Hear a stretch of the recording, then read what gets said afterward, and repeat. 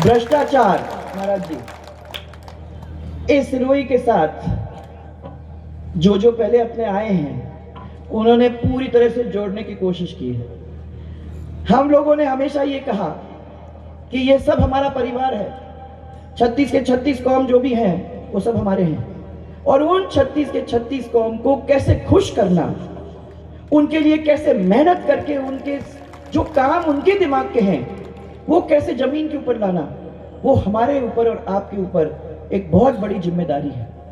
मैंने हमेशा ये कहा कि ऊपर से मैं नहीं कह सकती कि मैं आपका फलाना काम कर दूंगी, आपसे मेहनत करके पूछना पड़ेगा, मुझे आपके गांव-गांव में जाके पता करना पड़ेगा कि क्या है जो आप चाहते हो, फिर उसका नोट करना पड़ेगा, और जब आपकी सरकार आएगी तो ऐसे समय में जाके सरकार के सामने खड़े होके उस काम को करवाना पड़ेगा।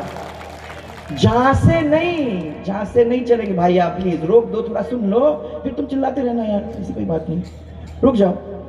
मैं साहब इतना ही कहना चाहती हूँ कि हमें झांसे नहीं चाहिए, हमें ऐसा व्यक्ति चाहिए जो सच बोलेगा, हमें ऐसा व्यक्ति जो चाहिए जो आपको बताएगा तो आपको मालूम है कि वो मर मिटेगा परंतु वो काम करके आपके लिए दे देगा। ऐसा व्यक्ति अगर आपको मिल जाता है तो फिर आपको चिंता करने की क्या जरूरत है।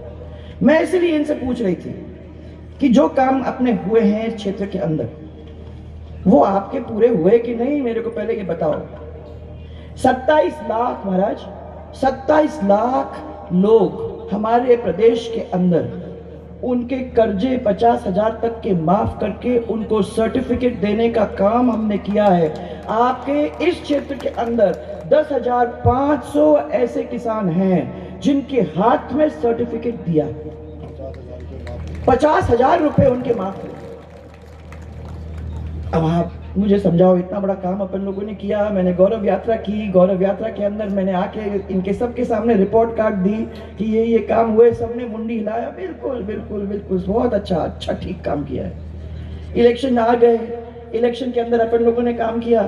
2 दिन पहले 2-4 व्यक्ति आपके बीच में आए और नेताजी ने कहा आपको, जैसे आपको गिनती मालूम ही नहीं है, 1 से लेके 10 तक की गिनती आपको गिनवाने का काम किया। आप भी गिने, 1 2 3 5 4 6 10 पहुंच गए। फिर हमने 10 दिन के अंदर आपके जो भी कर्जे हैं वो सब कर्जे माफ करके मैं छुड़वा दूंगा।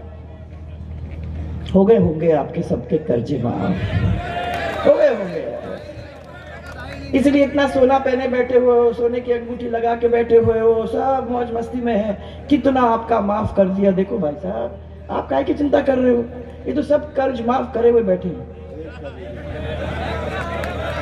नहीं है, मुझे मालूम है, क्योंकि 6 महीने बाद मैं आप लोगों के बीच में आई और मैंने हाथ जोड़ करके सबसे पूछा कि भाई साहब क्या गलती की थी कि आपने इस तरीके से हम लोगों को अलग करके और आपने इन लोगों को वोट देने का काम किया। तो सबने कहा कि देखिए, आपकी सरकार ने वादा किया, जो भी वादा किया उस वादा पूरा करने की कोशिश में कोई कमी नहीं छोड़ी और करके छोड़ा।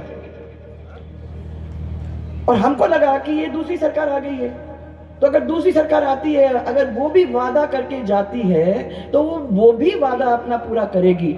इसलिए हमने चला के उनको वोट दिया, ये सोच करके कि हमारे सब कर्जे माफ हो जाएंगे।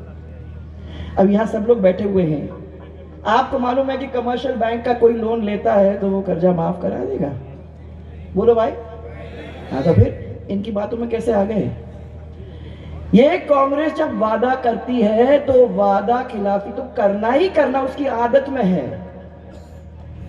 उस समय वो वादे कहती थी तो आपको 8-10 वादे गिना के गई, आजकल उसका नाम गारंटी हो गया है। बदल के नाम, ताकि आप बातों झांसों में आते रहोगे।